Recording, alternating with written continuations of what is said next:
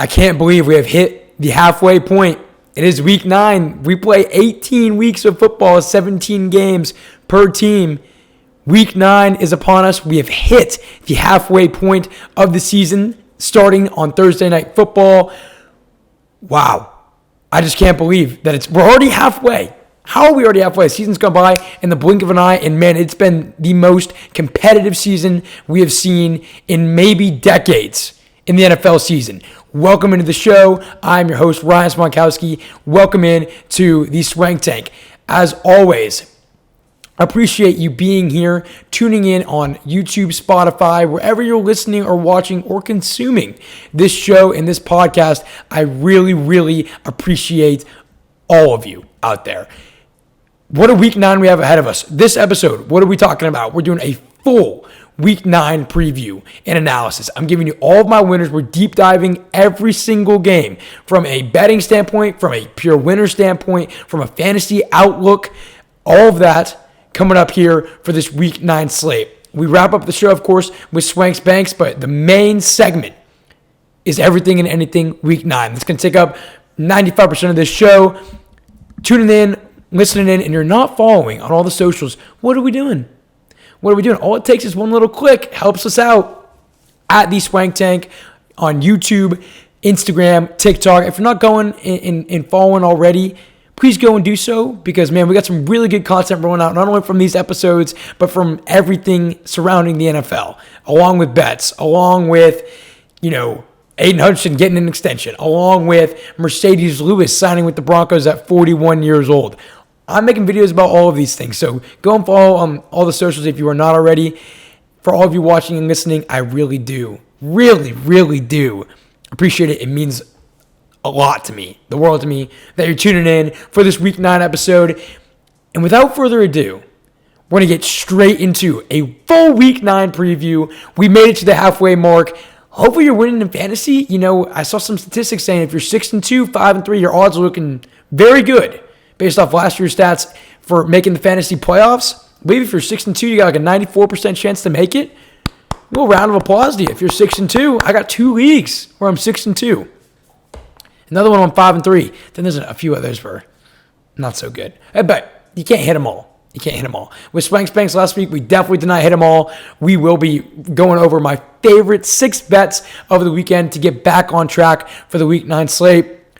Let's get into it. Week 9, here we go. By the way, I have a buddy making me a awesome intro to the show. I don't think it's going to be on this episode. You're listening here Thursday morning. This episode is Thursday, October 30th. We have a game tonight. The Ravens, the 2-5 Ravens, going and traveling to play at the Dolphins. But we have a very big intro coming up to this show that's brand new. I don't think it's going to be on this episode if you're listening. It's Thursday evening, Thursday morning, whenever you're listening or watching. I think it's going to be put on the Monday episode. So stay tuned for that intro to the show. It's going to be sweet. It will be a recurring intro. Obviously, it'll be like the one for the Swank Tank. Keep an eye out for that. I'll post it on the socials. Can't wait for you all to see that. Just to get a little something cool, a little something unique about the show moving forward. With that being said, we just prefaced it. The Baltimore Ravens tonight are traveling to take on the Dolphins. Ravens are 2-5. Dolphins are 2-6. Thursday night football, first game of the Week 9 slate. And welcome back Lamar Jackson. And welcome back the other, what were injured Ravens. Awuzie played last week. Stanley was back. He's back here in this game, of course. Tampa should be back in this game. Roquan Smith was back last week. Lamar Jackson will get the start tonight on Thursday Night Football. A lot going on in this game. And let's start with the Dolphins. Defensively, they've given up the 4th most rush yards in the NFL this season, but are middle of the pack in terms of passing defense. Obviously, that passing defense number is going to be huge here. Lamar Jackson back at the helm, hasn't played in several weeks. They were able last week to get a big-time dub against the Chicago Bears in Baltimore. Now they go on the road to face a Dolphins team that, yes, while those defensive numbers are definitely not the best and the brightest, 4th most rushing yards given up, not something you want to be seeing as a Dolphins fan. What you do like seeing, though, is winning a game 34-10 on the road against a very good NFC team in the Atlanta Falcons. Guys, the Dolphins they're not dead. They're not dead fish yet. Key word there, yet. Dolphins are floating. They're coming up, getting a little air, going back underwater. They're not dead yet. They're not dead yet. Let's talk about the Ravens here. On defense last week, like I mentioned, they got back on track. Held the Bears to 16 points, flying all over the field, got some needed stops in clutch moments, and held the Bears to a lot of field goals. It was a bend, don't break game for the Baltimore Ravens in a much needed victory for them.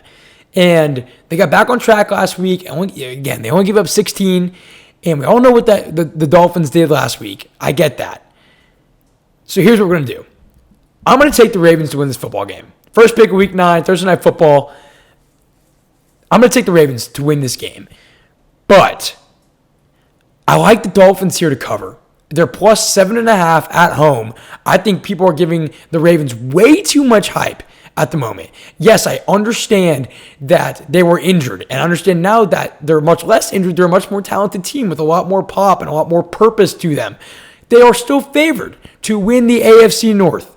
Still favored to win the AFC North now. They were favored throughout the entire season. Before last week, they beat the Bears. They moved back to being favored to win the AFC North. I like Baltimore to win here. But there's a lot of hype going on around them, a lot of expectation now with Lamar Jackson being back, thinking it's just going to click just like that with Lamar back. I'm saying pump the brakes a little bit. I think the Ravens offense comes out a little bit sloppy. I think there's some miscues, some mistakes made by Lamar in that Ravens offense before it can maybe start to pick up later in the third quarter, fourth quarter. Give me the Dolphins to keep this game pretty close. They're at home. Everybody's thinking the Dolphins are going to get smoked. I am not one of those people, especially given their performance last week. I think they're feeling, of any moment of the season. This has got to be the most confident they've felt in weeks in what they're able to do just from an overall team standpoint. So Lamar's going to be a little rusty, in my personal opinion, in the first half. They'll pick it up in the second. Give me Miami to keep this game close. I like this game to be competitive. Give me the Ravens to edge them out and get the win on Thursday Night Football. That's what I've got. We'll see. There's a lot of hype going on around the Ravens. That team still has a lot of holes. Expect to see that, especially in the first half. Give me the Ravens to win, Miami to cover, Miami to keep it close. We move forward. We now roll into the noon slate. Again, no abroad game this week as well. It feels good. It's a nice feeling knowing you don't got to wake up at 8 a.m. to watch a football game on a Sunday. I personal opinion, think that's a nice thing. I'm not totally against the abroad games. I am partially against the abroad games, though. But it's nice when you go from Thursday Night Football straight to the noon slate. First game of the noon slate on hand for us here on this Thursday morning, October 30th, episode 19 of the Swank Tank, previewing Week 9. Bears at Bengals, the 4-3 Bears at the 3-5 Bengals. Big question mark here, Joe Flacco. Will Joe Flacco be the starter for the Bengals here? Excuse me. I don't know. I don't know. I believe he's got an AC joint issue, and I think it's going to be truly a game time decision, if not ruled out Saturday. If I'm having to pick one way, I think he's not going to play in this one. It's a question mark. He may not. We'll see. Regardless, I'm just going to come out flat out and just say it. I'm taking the Chicago Bears in this spot. Both these teams need a win here, especially the Bengals at 3-5 in the very talented and pretty stacked AFC, right? There's no absolute top dog in the AFC. Well, I guess the Colts, if you consider them top dog, I do. But there's a lot of 5-3 and 4-4 right around there. There's like 5-6 teams right in there that are all very competitive. If the Bengals want to remain at least alive to be in that mix, they got to win this game. My problem is I don't think they do. Even if Flacco starts, I don't think they do. I think that the loss last week to the Jets in their own building was a metaphorical dagger to their season. You could tell how disappointed they were after that loss. It's deflating when you have a loss of that caliber in Week 8 in a must-win against a team that hasn't won a game all season. I mean, you can feel the weight of that. I can feel it. And, of course, I'm not even a Bengals fan. That's a heavy loss They've already tried to battle back throughout the season with the Joe Burrow injury and, defensively being really performing poorly overall. Now Trey Hendrickson goes down with a little bit of an injury. They've been fighting, crawling, trying to stay in games. It's just not enough. And I feel like that's going to really get to them this game. The weight of that loss and just all the effort being put in over the previous weeks to try to put together wins, and this hasn't come out on top. It's sitting at 3-5 overall. So, especially with Hendrickson out, like I mentioned, he did not practice on Wednesday. I got to take the Bears here. And the Bengals, they've given up 70 points in their past 2 games. 70 points. That's obviously 35 points per game in their past 2 games. They've also given up the 3rd most passing yards in the NFL this year. Hard numbers to pick for. You see those numbers, you're usually picking the team going up against those numbers. And that's what I'm going to do here. Oh, and I forgot the most important part. Yeah, 3rd most passing yards. Yeah, they've given up the most rushing yards in the NFL. The Cincinnati Bengals have given up the most rushing yards in the NFL through 8 weeks. This is a great spot to me for Chicago and Ben Johnson to bounce back. They struggled last week at Baltimore, clearly, settling for a lot of field goals. This is a really great week for them. I like them in DFS. I like them in fantasy. I think Ben Johnson's going to have a great game plan going up against a very weak Bengals defense. I like Caleb in this spot to bounce back from last week. DeAndre Swift should have a good amount of volume. That whole running back room should get a good amount of volume. Caleb even scrambling. It's a big game for the Chicago Bears offense. A big game for Chicago to show they can compete in the NFC. Give me the Bears to win this one and to move to 5-3. We roll forward. This one will keep relatively quick. We got the 3-4 Minnesota Vikings traveling to take on the 5-2 Detroit Lions. Man. Good news for Minnesota. J.J. McCarthy is back. He is back. Bad news for Minnesota. They have to go play the Lions off a bye with that O-line. Bad recipe to go and try to beat the Lions, who are coming off a bye, who are 8.5-point favorites here for a reason, with a quarterback that hasn't played in 5 or 6 weeks. So McCarthy's back. That's great. That's dandy. Whoop-de-doo. But then you look at that Vikings O-line, and they have given up the 3rd most sacks in the NFL this season with 28. Of teams that have played 7 games, that is the most. That is the most. So, of teams that have played 7 games, so of teams that have had a bye week, they've given up the most sacks. Of teams that have played all games, they've given up the 3rd most sacks in the NFL. Their O-line has had they've had injury problems. It's been very ugly on the offensive front for Minnesota. And it's been like that for weeks. It's not a new occurrence. They have struggled a lot this season, especially in protecting their quarterback. Wentz last week was literally ragged all around. Hurt his shoulder. He's out for season with I believe it is shoulder surgery now. Not good. So they have the 3rd most sacks given up, the Minnesota Vikings. And you got J.J. McCarthy, who hasn't played in weeks. You pair that with the Detroit Lions and Aiden Hutchinson, who just got his big 4-year contract extension. Congrats, Aiden. Well-deserved. Big 4-year extension for him. And that Detroit defense, that is the 5th most sacks in the NFL. Oh, man. This could be ugly. This could be very, very ugly. McCarthy making his 3rd ever start. The Lions have the 5th most sacks in the NFL, and the Vikings have the 3rd most sacks giving up in the NFL. Plus, last week, you saw Minnesota get ran over, demolished, destroyed. Throw in whatever adjective you want to use in there. This game should be ugly. This should be very ugly. Game is in Detroit, and they're off a bye, like I mentioned. They've had 2 weeks to prep for it. This should not be close whatsoever. This is a Lions win. This is a big win for them. This is a blowout spot for the Lions over the Vikings. It's an in-division game, so you never know what could happen. But I think the Lions give them the work. They're rested. They're healthy. They have an inexperienced quarterback in J.J. McCarthy that they're going up against. The offensive line has struggled. The defense has no identity. Lions.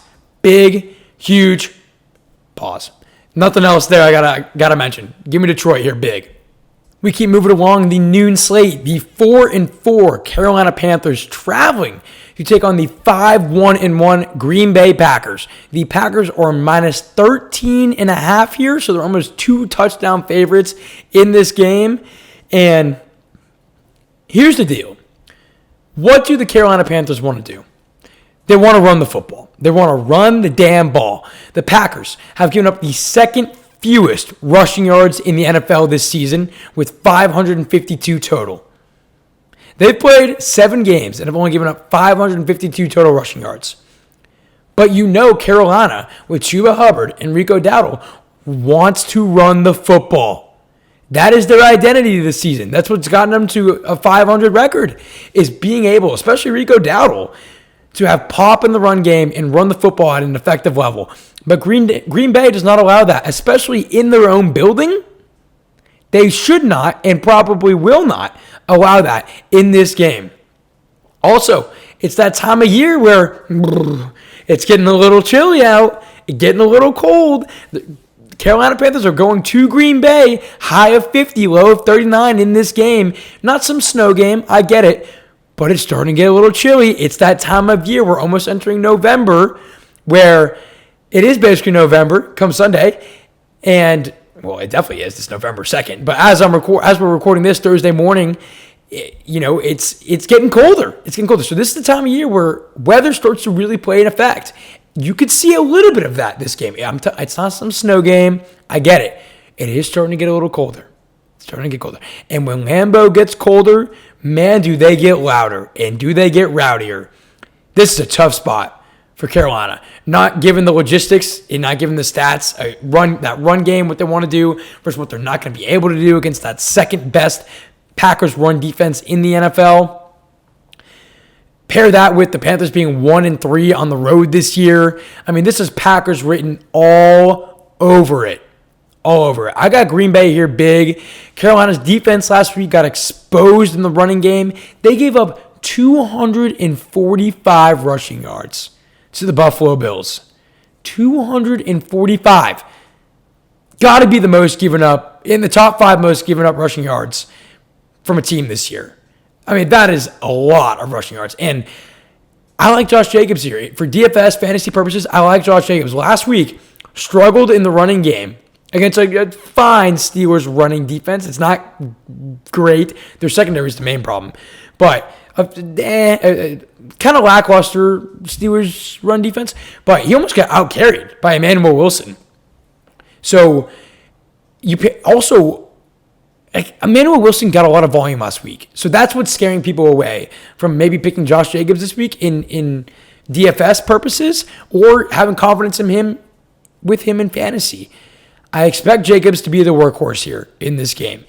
The Panthers' running defense before that game last week against Buffalo has been solid. It hasn't been very bad. That past week, though, you saw the holes the Bills were able to create. Green Bay likes to stick with the run. They're a run-first team, believe it or not. Last week, they opened it up with Jordan Love, which is what I've been looking for weeks. They finally did it. You now know if Green Bay needs to throw the football to win, they can and they will. I think they're a run-first team, though. And the Emmanuel Wilson carries and volume from last week is going to scare people going into this week. Give me Jacobs here to have a solid week. Volume-wise, he'll find the end zone, in my opinion, even with Emmanuel Wilson getting touches. This is Green Bay written all over it. I'm going to stay away from 13.5. It's a little too rich for me, but I will take Green Bay pretty big. Give me the Packers here to get the dub. We roll forward. The 5-3 LA Chargers traveling to take on the 1-7 Tennessee Titans. And I'll be honest with you, this kind of feels like a Chargers letdown spot, does it not? I mean, Titans are fighting for absolutely nothing. They have had the life beaten out of them every single game this year besides their one win against the Cardinals. And damn it, it's the Cardinals. Mike McCoy is their head coach. They look completely lifeless. They got blown out by the Colts last week. There's just nothing positive to take away from the Tennessee Titans this year. Not even Cam Ward. And there's no blame being put on Cam Ward. He's a rookie in a very bad system with a very lackluster, talent-wise team, and there's not even a coaching staff to help him out. terrible, terrible situation for Cam Ward to be in as a pure rookie. So no blame being put on him. But the Titans are dead and they are lifeless. That's why it feels like a Chargers letdown spot. Because the Chargers just came off probably their best performance of the year, all things considered. Maybe against the Chiefs at the start of the season was their best game. But that dominant win at Minnesota was something Chargers fans have been looking for over a month now. That dominating performance. The defense got back on track with Minter as DC. You saw them get after the quarterback. You saw Herbert take care of the football, use his legs more in scrambling. Everything you wanted to see, and that you saw from the first 3 weeks when they were 3-0, the LA Chargers, you saw last week against Minnesota. So it feels like a letdown spot. Let's see. Let's keep going into this. You saw what happened with the Giants game for that, the Chargers, and even that Commanders game, after that strong 3-0 start. And they came out flat. And in those games, how did they lose? They really beat themselves. Penalties, red zone not being able to convert, turnovers, those sorts of things that really add up in a football game. And in their losses, the Chargers have really hurt themselves. I don't think the Chargers lose this game. My winner here is the LA Chargers. That is my pick. I don't think they lose. This feels like a little bit of a letdown spot expectation-wise. Titans are a bottom 5 team in rush yards given up. And, Vidal last week got ramped up. I believe he had over 120 on the ground rushing. He had a phenomenal rushing week. So there's a lot to like here for the Chargers. Obviously, it's the 1-7 Titans. They're one of the worst teams in the NFL. Yet I feel like this game's going to be close. One reason for this, Mike McCoy, former Chargers head coach from 2013 to 2016. He was the head coach of the Chargers, and almost feels like a little revenge. Almost feels like just a little upset spot. And with them here in Tennessee, after them getting demolished by Indianapolis, like I mentioned, I think they hang around. I'm going to take the Chargers to get it done due to their passing defense being elite, due to the Titans obviously being lackluster and just pretty much dead, offensively and defensively. So give me the Chargers to win. But I like the Titans to keep it close. And maybe they make it in Swank Tank. Maybe so. Chargers get the dub. We continue on. The 3-4 who just got embarrassed. Atlanta Falcons traveling to take on the 6-2 New England Patriots. This one also feels a little bit like a trap. Does it not? Just a little bit. Falcons getting absolutely destroyed last week. We got top of the world. Tippy top of the iceberg, almost atop the AFC. Damn close, right behind the Indianapolis Colts, the New England Patriots. Going up against an Atlanta Falcons team that had Kirk Cousins last week, that couldn't get anything going against the Miami Dolphins, and now feel like, the Falcons. Top of the world, and then they're not rock bottom, they're just the Falcons. And flip a coin. Yep, there it goes in the air. It's flipping. And which Falcons is going to land in your hand? Which side of the coin is going to land in your hand? Is it the top of the coin that's nice and shiny and, is appealing to look at and is appealing to be that's a good looking coin? Or is it the backside that's been trampled on, ran over, dirty, 30 years old, can't do anything right, Atlanta Falcons team? That's my metaphor for this game. Flip a coin. Atlanta, which team am I getting? Because week in and week out, you're a different freaking team. And it would be classic of them, would it not? In this game, to be able to run the football. Last week, against the Dolphins, who are the worst rushing defense in the NFL, one of them, they couldn't run the football to save their life. Wouldn't it be classic if that coin flipped and Bijan Robinson now went off in this game against the best rushing defense in the NFL? It's a terrible matchup for Atlanta, really on all fronts, because the Patriots' running defense is fantastic. Atlanta supposedly likes to use Bijan a lot because he's damn talented, one of the best backs in the NFL, and run the football. But New England is so dominant on the ground, they're probably not going to be able to do that. But wouldn't it be so Falcons of them to somehow find a way to run the football here? It very much would. It'd be classic. Here's the thing, though. I'm going to do it. And I'm going to take Atlanta. This is my first big upset of the week here, of the Week 9 slate. In this noon slate, somebody's going to get upset. There's going to be one. And I think the Patriots could be on upset watch here. And This to me, and I usually don't do this, grab all the numbers, grab all the stats and throw them at you, whatever.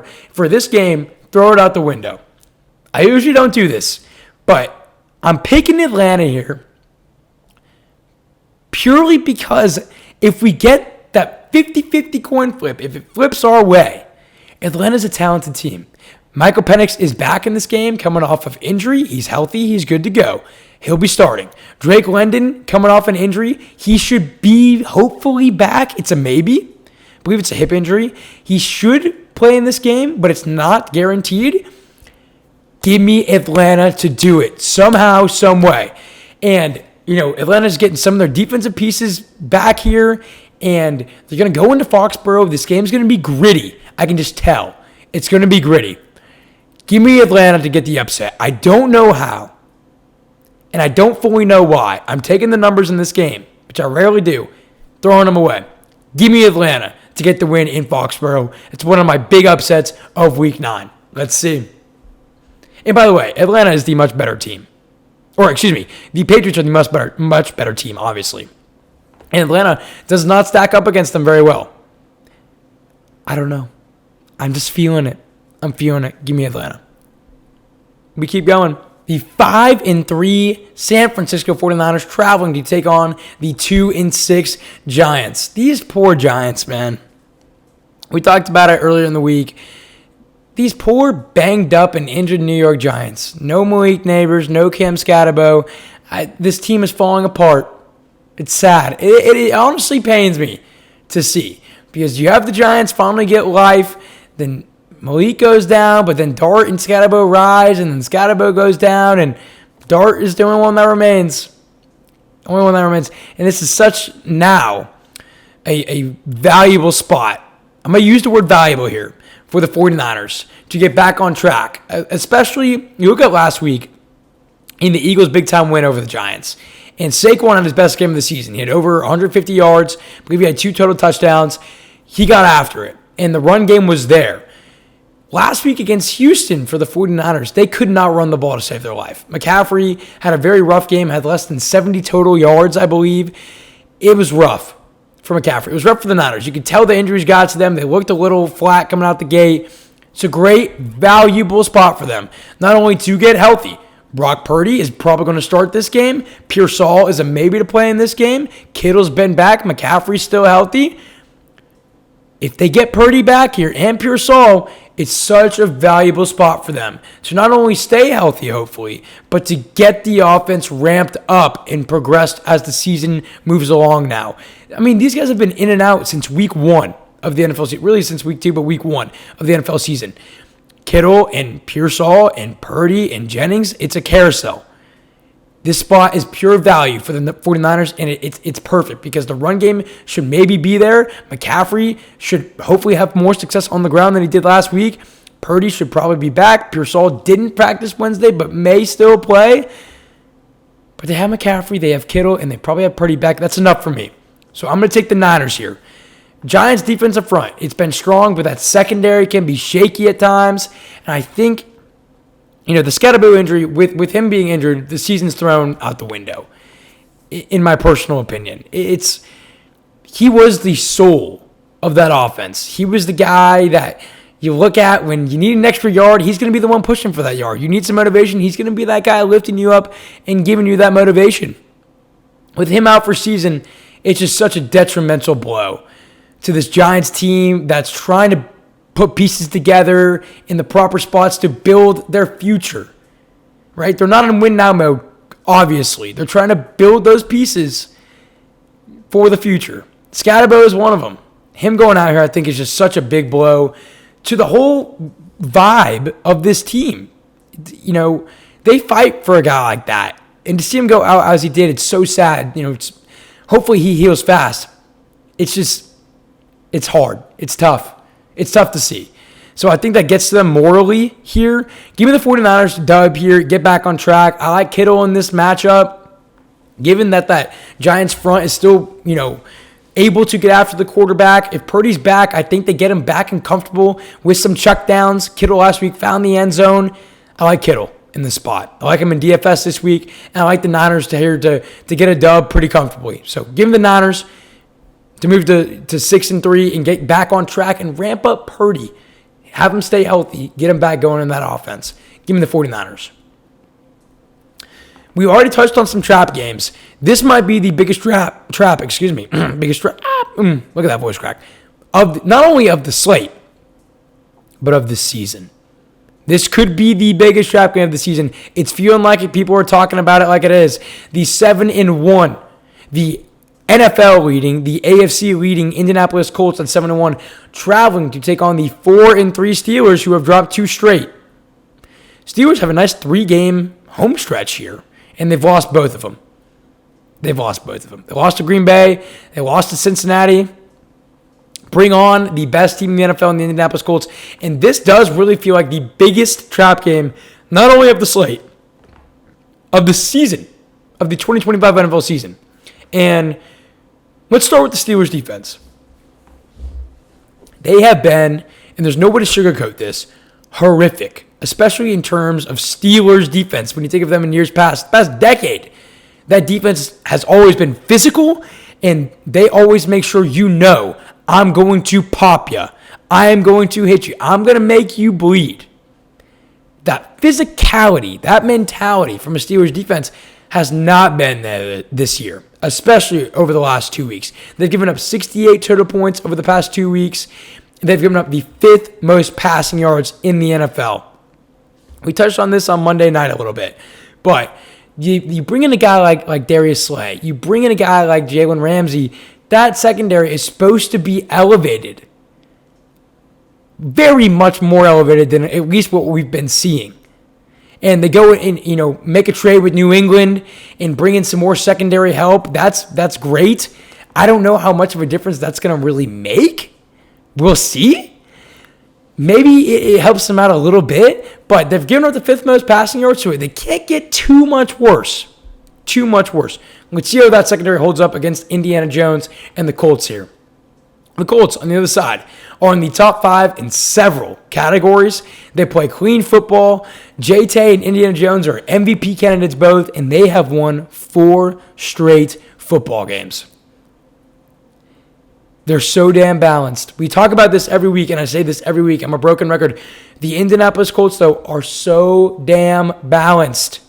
They remind you a little bit of the Eagles of last season, where if you can stop them in the pass, great, but they're going to beat you in the run. If you can somehow stop them in the run, Indiana Jones, believe it or not, is going to beat you in the pass. If you stop them in both those, maybe they'll just block a field goal and win the game like they did against Denver. They're excellent in all 3 phases. And in their one loss, in their loss to the Rams, they gave up 375 passing yards to Matthew Stafford and 3 touchdowns. And Taylor had less than 80 rushing yards. So the secondary had their worst game of the season, got exploited heavily. And Jonathan Taylor had one of his worst games of the season. It was a double whammy for them. If you're going to beat the Colts, that's what you got to do. You have to play nearly perfect. You can't turn the ball over whatsoever. You have to be able to throw the ball at an efficient and effective level. You have to almost play perfect to beat this Indianapolis Colts team. And on top of that, you got to get a break somewhere in there. A costly turnover by the Colts, a blocked punt, a blocked field goal, a missed field goal, whatever it is. You got to get a little bit of a break to beat them. And I just don't think that happens here. I'm not falling for the bait. I'm not doing it. Give me the Colts to go into Pittsburgh and beat the Steelers and move to 8-1. I'm not throwing the numbers out the window in this game. The Colts are a better team in all 3 phases. And damn it, if there was a 4th phase, they would definitely be better than how the Pittsburgh Steelers are playing right now, in whatever phase that would be. Give me the Colts here to get the win, go into Pittsburgh, avoid the whole, look out, it's a trap. They've lost 2 straight at home. The Steelers are looking for blood. They're looking for vengeance. They need a win back against the wall. I'm avoiding that. I'm taking the better team. I'm taking the best team. Give me the Indianapolis Colts to get the win and avoid the trap. We move forward. The last game of the noon slate here, the 6-2 Denver Broncos traveling to take on the 3-4 Houston Texans. My boys, my Texans in a big-time spot here. Over-under is 39.5, and rightfully so. But Pat Surtain, one of the best DBs in the NFL, is out for this game, which is a huge blow for that Denver defense. He was a candidate to be placed on IR. I believe they're not going to place him on IR. The injury's not quite as bad as they assumed, which is good news for them, good news for the Broncos. But Pat Surtain being out here is big. What a battle, though, this game will be. What a battle. And I can guarantee you this. There will be at least 2 plays in this Texans versus Broncos game where you go, what did I just watch? What did I just see? That will be baffling, mind-blowing almost. Whether it's a double fumble, oh, they scoop it up and start running, oh, it's fumbled again, the other team recovers. Whether it's a interception off a helmet, whether it's a field goal, doink, whether it's whatever it is, there's going to be at least 2 plays in this game. You go, what the hell did I just watch? I guarantee it. Not only because the Texans do that every game because they're crappy O-line and play calling, not only do the Broncos seemingly do that every game because Bo Nix sometimes has a tendency to make idiotic plays and turn the ball over. You combine that with 2 swarming, physical defenses that are top 5 in a lot of categories. There's going to be some weird things going on, some wacky plays, some randomness in this game, 100%. Texans defense is top 5 in several categories. Denver leads the league in sacks with 36 sacks. The Denver Broncos have 36 sacks going up against that pretty weak Houston offensive line. They're 36 sacks. The second team in the NFL with the most sacks. So Denver leads the league with 36. The team with the second most in the NFL has 10 less than the Denver Broncos. They have 26 sacks. Denver has 10 more sacks than the next team. Man, that defense is scary, but so is Houston's. It's going to be a great game to watch. This is a football game. What do I mean by that? Physical. There's uncertainty. There's going to be some big-time plays caused and created by some big-time turnovers in this game. I can guarantee that. And this is a really hard game to call for that reason. I'm going to take Houston here. I really hope I don't regret this. I'm going to take Houston here because Houston, it's a can't lose. It's a can't lose. They're already behind the 8 ball, sitting at 3-4 in the AFC. They're not going to win the division. It's the Colts to very much lose, and they're not going to lose it. They're fighting for a wild card spot. That doesn't mean too much. The Texans making the wild card would probably not go on to make any noise whatsoever. If they want to make the playoffs, they got to win this game. This is going to be a bloodbath. I think whoever wins the turnover battle probably wins it. I'm going to take Houston to do that here, I guess. Give me Houston. But my God, this is going to be such a good game. And Denver could absolutely win this. Denver probably should win this. But it's going to be a damn good game. Texans are favored just barely. Give me Houston to get the dub and to move to 4-4. We now move in to the 3 o'clock slate. The 4-3 Jacksonville Jaguars are traveling to take on the 2-5 Las Vegas Raiders. Both of these teams coming off a bye week here. The Jags are on a 2-game losing streak, and the Raiders are coming off a blowout loss to the Kansas City Chiefs. Both these teams, much needed win, hopefully on the horizon for them. Jaguars obviously are in a spot where they need the win way more than the Raiders because the Raiders season is over. That has been known. They're just completely untalented, especially on the defensive side, especially from the offensive front. It's over. They're not making the playoffs. They're not making any noise. We all know that. That's not a fact. Or it is a fact. It's not a take. The Jaguars are fighting. They need the life back in them. This was a Jaguars team that was 4-1. They lose to Seattle. Okay. They get the absolute doors beaten off them. Blown off by the Rams abroad. And seemingly everybody's forgotten about that. Validly so. It was an early game, 8 in the morning, I believe, in London. Then they have the bye week. It's a new week. It was 2 weeks ago. A lot of people forgot about that game. It feels very much that way. It feels like that. But here's the deal. I didn't. And I'm going to take my second big upset of the weekend here. Give me the Raiders.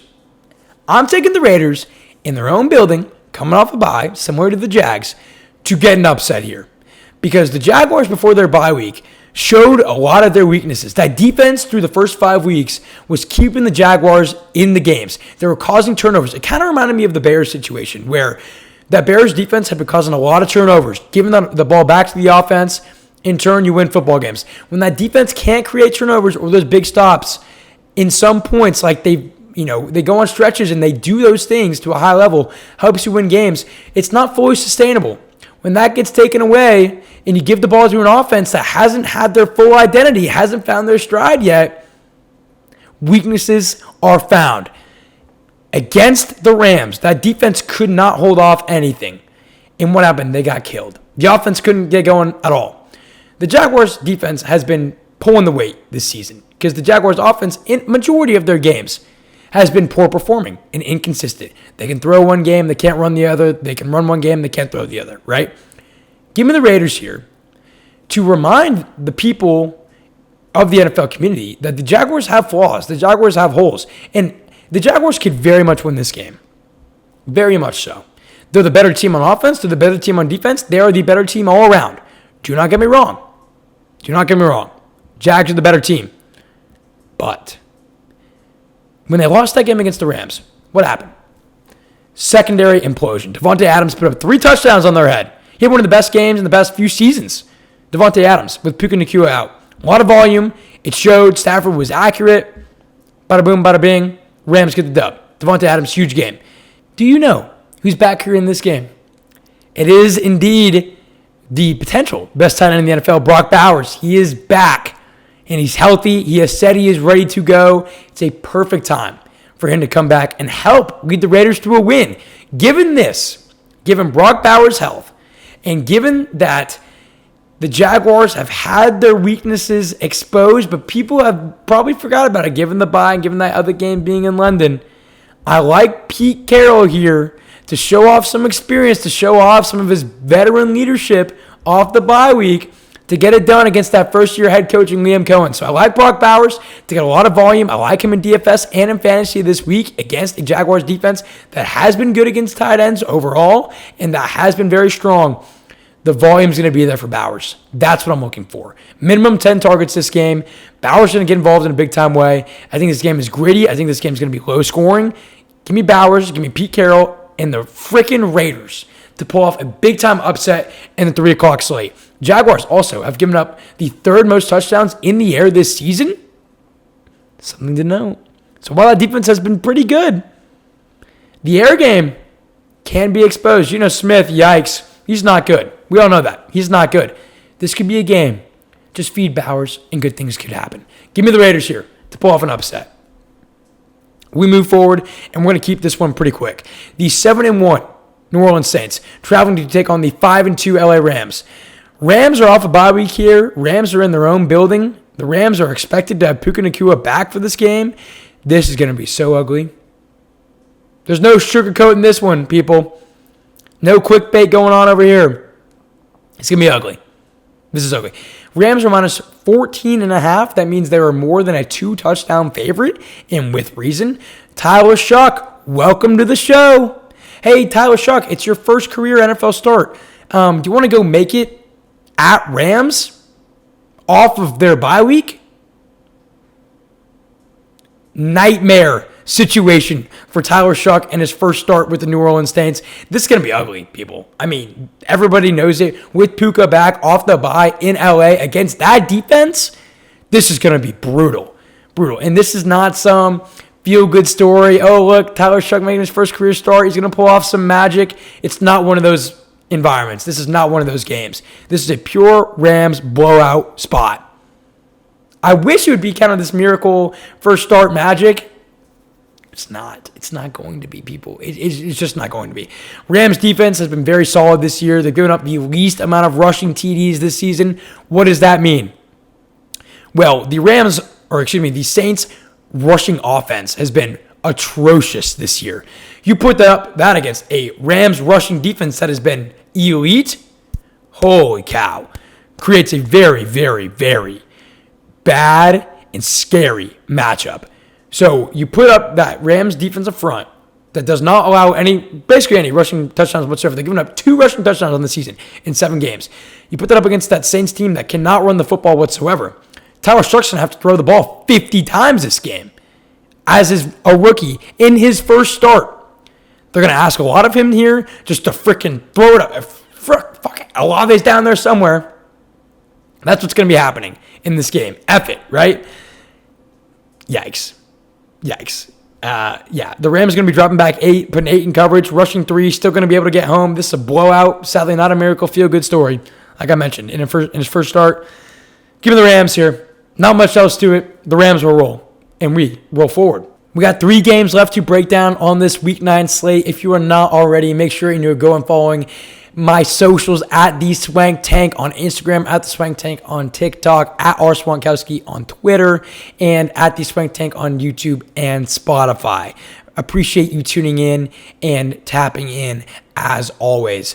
We move on to probably the best game of the slate, and it's one with a lot of history to it. The 5-3 Kansas City Chiefs traveling to take on the 5-2 Buffalo Bills. My first point for this game is flat out, here we go. We all know how these games go down. They're competitive, they're dynamic, they're full of action. You got good defense, great offense. You got potential MVP in Lamar. Oh my God, I cannot believe I just said almost Lamar. You got potential MVP here. I think MVP and I think Lamar, obviously.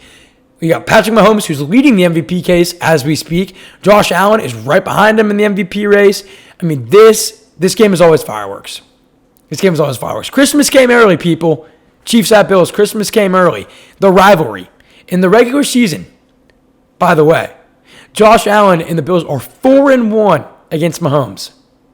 In the regular season, Josh Allen is 4-1 versus Patrick Mahomes. Did you know that one? Interesting. Very interesting.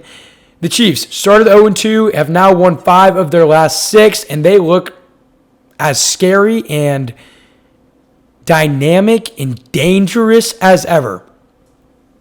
They look so damn good. There's been a lot of talk about them being, quote, the best team in the AFC, not record-wise, obviously, but production-wise and talent-wise and skill-wise being the best team in the AFC. I don't believe it. I still believe it's the Colts. Let me put that out there. But my God, they look damn good. And there was a reason they're favored here on the road at Buffalo. They're minus 2.5. And they're without Pacheco, something to note. So here's the big matchup, though. You have the Bills' run defense that has been very bad all season long, except for last week. You put that up against this Chiefs' rushing offense, that has been very bad all season. So bad rushing defense, bad rushing offense. One of them's got to give. Right? That's the matchup everybody's looking at. Yes, you have Mahomes, and yes, you have Josh Allen. We get it.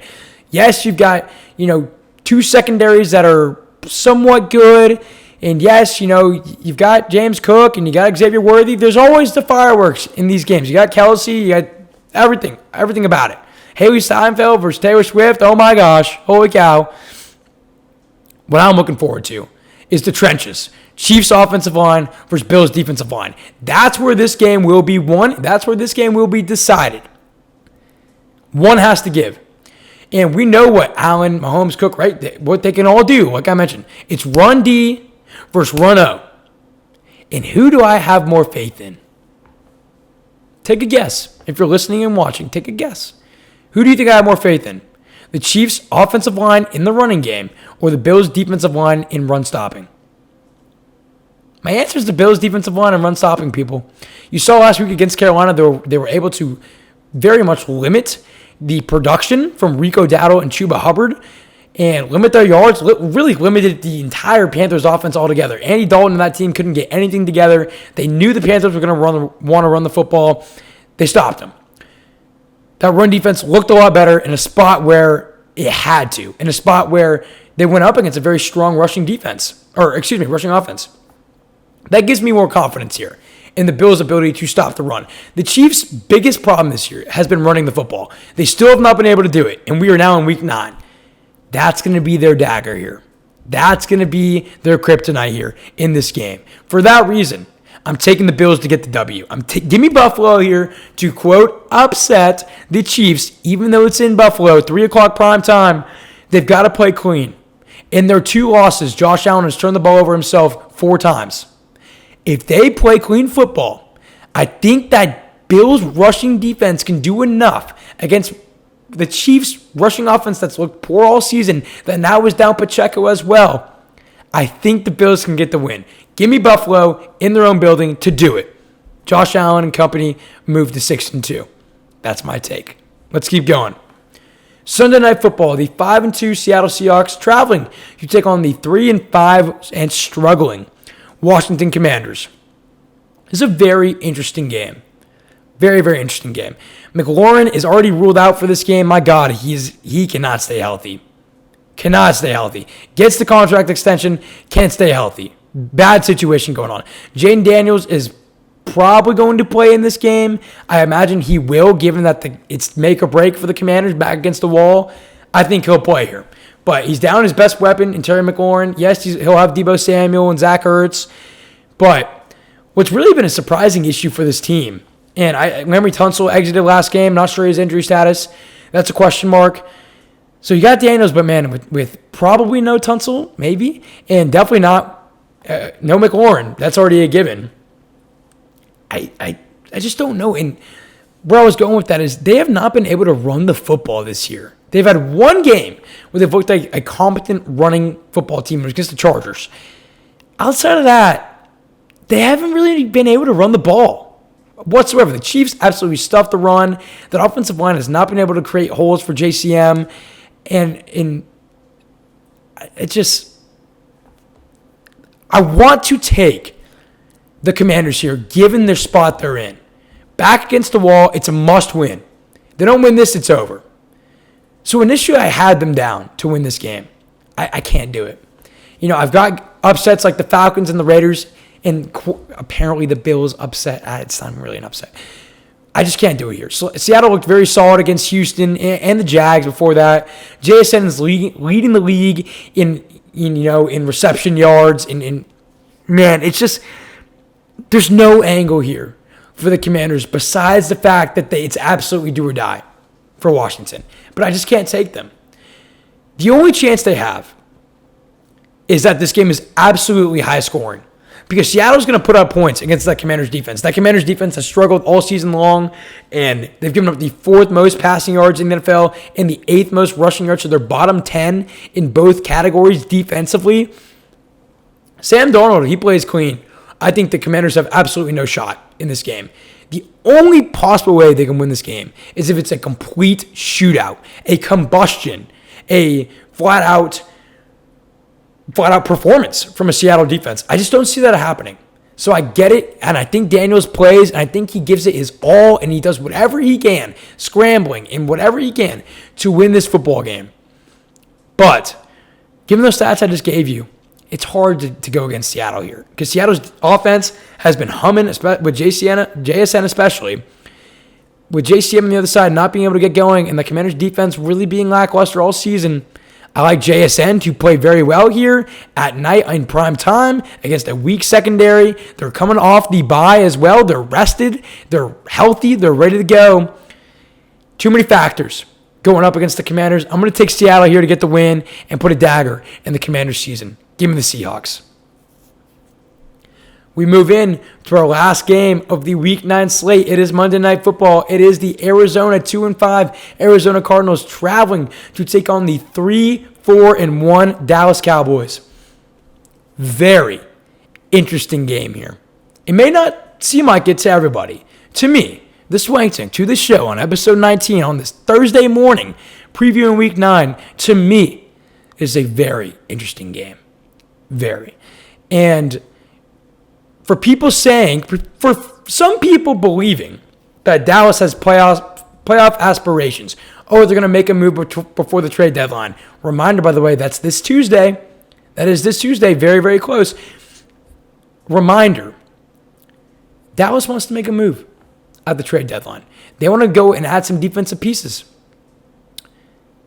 I don't know if you brought in 5 new defensive pieces, if that defense could be a playoff caliber defense overall.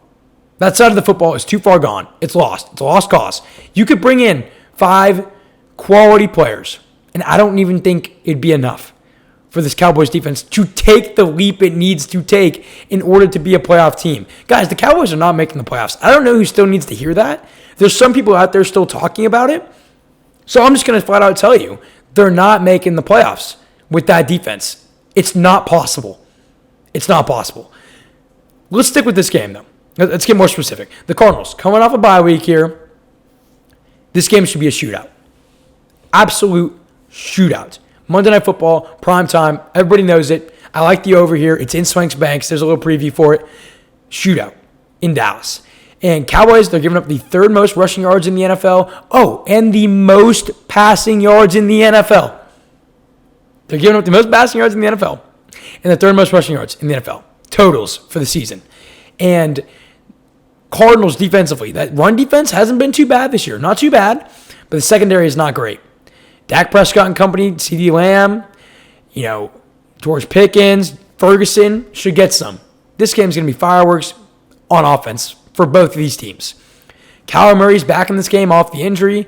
And get this, Kyler Murray, all time in his life, is 9-0 at AT&T Stadium. That dates back to high school. That dates back to OU in his college days. That obviously dates to the NFL. He is 9-0, Kyler Murray, at AT&T Stadium. And you know the funny part about that? I'm taking it to move to 10-0. That's right. I'm taking the Arizona Cardinals to go into Dallas and defeat the Dallas Cowboys on Monday Night Football. What do you think about that one? That's my fourth upset of the week, given the lines, but my third big major upset of the week. So my four big upsets, the Cardinals is one, the quote Bills. Again, I don't consider that an upset, but given the betting line, it is. Cardinals, Bills, Raiders, and Falcons. Those are my four teams that are going to go in and get the job done and get their upsets. And in Kyler Murray's 2 games in his career against Dallas, he's played well. 4 passing touchdowns, 0 interceptions. You pair that with going into Arlington off a bye in a spot where it feels like you got nothing to lose. With Trey McBride having his best week with, yes, questions in the running game. I do get that. But maybe with a spot for Marvin Harrison to go off against that Cowboys secondary. Let's do it. Why not the Cardinals? Why not? I expect a shootout like I've talked about this whole 4-minute preview. And Dallas last week against Denver couldn't get really anything going. Dak had his worst game of the season. So everybody is expecting a bounce back, right? Everybody is expecting a Dallas bounce back game in their own building on prime time to stay alive in the NFC, coming off that horrible loss against Denver. Oh, it's a bounce back for Dallas. Not so fast, my friend. Not so fast, my friend. Give me the Cardinals. Give me Kyler to play really well here. It's a great matchup for McBride and Harrison, like I mentioned. Give me the Cardinals with nothing to lose to go into Dallas and get the win on Monday Night Football. And that wraps up our Week 9 picks, preview, and predictions. If you made it all the way through, I really appreciate you. This is going to be the week. I'm very confident in almost all of my picks. The one I'm not confident in is the Falcons pick. But there's going to be one upset in the noon slate. I know it. It could be Atlanta. Again, you got to flip the coin and see which Atlanta you get. But those are my Week 9 picks and predictions. I'm looking forward to this week. I feel good. I feel confident. I feel like this every week. I always feel good and I feel confident about all my picks and predictions. But I like this slate a lot. I think there's a good chance we can only miss maybe 1, 2, 3 picks max of our winners. That's Week 9. And speaking of our winners, let's go straight into our Swank Banks. Our Swank Banks is our betting segment of the show. We're going to wrap up the episode with that. And it's my 6 favorite bets of every NFL slate. So given that it's Week 9, from the previous 8 weeks, our season record has moved to 25-23. We're still above 500. We went 1-5 last week. It was our second roughest week of the season. Not good. That's in the rearview mirror. That is now in the past. I'm not bringing up Week 8. No more whatsoever, especially for betting wise. We're 25-23 on the season. It is a new slate. It is a new week. That means new bets. Number 1, and it's my Swank Tank. So Swank Banks, this segment is my 6 favorite bets. My Swank Tank, if you're new to here, don't know what I'm really talking about. My Swank Tank is my favorite bet of those 6. It's the one I put the most money on. I put more than my usual unit on it. I'm 3-5 on the season on my favorite bet. It's okay. It's in the past. It's Week 9. My favorite bet for Week 9 is Bears money line. That is my favorite bet of Week 9. That is my Swank Tank. We touched on this earlier a lot. Caleb Williams, Ben Johnson is in a phenomenal spot here to bounce back last week from a poor performing offensive day. go into Cincinnati, put a dagger in them. I think they're lifeless after that loss to the Jets. Some people think it's, now they're going to bounce back. Not me. Bears are in a great spot against that horrid rushing defense from the Bengals. Hendrickson's probably out in this game. Didn't practice Wednesday. Bears money line's a lock. It's a perfect spot for them. Give me the Bears. That's my favorite bet of Week 9. Number 2, give me 49ers minus 2.5. I like them to get the cover here. It's 2.5. They could easily win by 3. I have them winning by at least 3. 2.5 feels free against the New York Giants, who should also be pretty lifeless. 49ers minus 2.5. I love it. Third favorite bet, Raiders money line. We touched on the upset earlier, and it's definitely a good upset pick. And it's hard to pick the Raiders to win any game. It's hard to put money on the Raiders. Brock Bowers is back. Jaguars secondary has looked very weak the past few weeks. It's a perfect spot for an upset. Raiders money line. We move on to our fourth bet. Titans plus 9. Swank, what are you doing? You got the Raiders winning the game and you got the Titans covering a game. These are two of the worst teams in the NFL. I get it. But it's a great letdown spot for the Chargers in terms of production and in terms of performance. The Chargers are still going to win the game. Mike McCoy having old Chargers ties with such a high opportunity spot for the Chargers to keep things really rolling, coming off that huge win with the Titans, being completely lifeless, not doing anything right. Chargers passing defense being very good. I like this game to stay close. I really do like this game to stay close. Give me the Chargers, give me the Titans plus 9 to keep it close and cover. Number 5, we got Bills money line. Bills money line is absolutely making the Swanks banks. They should be favored. I understand the Chiefs are playing at a very elite and fast and dangerous and strong and really just hard-nosed football right now is the way they're playing. They're damn dangerous. I get it. Buffalo in their own building has the momentum they've needed over the past few weeks back to them now from that Panthers W. Bills money line makes it. The last bet of Swanks Banks, the last bet of Week 9, and the last topic of the show. Cardinals, Cowboys, over 53.5 points. This is going to be a shootout. Don't overthink it. Kyler in Arlington will perform well. McBride, Marvin Harrison, CeeDee Lamb to get his own. Pickens, Dak against a weak secondary. Yeah, I'm going to take the over. I like over 53.5 here, and that is going to wrap up our Swank Spanks, and that's going to wrap up our episode 19 of the Swank Tank. Appreciate you tuning in. If you made it all the way to the very end, go and follow on all the socials, and thank you so much for tuning in. Really do appreciate you all who support and listen to the show. We are growing slowly but surely, and we stay on this track. Big things are coming. Big things are ahead. Stay on that lookout for that new intro. I'll be posting it on TikTok and all the other socials. And we'll have it here for Monday's or next week's show on Monday. Can't wait for you guys to see the new show intro. It's going to be great. Enjoy your Week 9. Make some money as always. Maybe take some DFS advice I gave you. Take some bets I gave you. In Swanks Banks, we're above 500. We're going to keep it that way. Let's have a Week 9. Let's get some winners. Let's get some money. Let's do it. Enjoy your Week 9. Enjoy your weekend. Really appreciate you listening as always. Have a great NFL football weekend. Enjoy it, and we will see you Monday night.